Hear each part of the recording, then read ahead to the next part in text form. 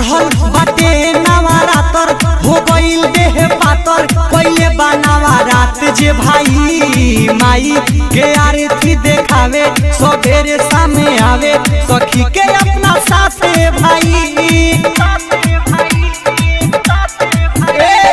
चढ़ल बाटे नवरातर हो गईल देह पातर पहले बनावा रात जे भाई माई के आरती देखावे सबेरे सामने आवे सखी के अपना साथे भाई। शादी पर शादी खा के मिट जाला भूख पंडाल पूरा करे भूख भूख पंडाल पूरा करे भूख भूख पंडाल पूरा करे भूख। ललचा रिकॉर्डिंग स्टूडियो।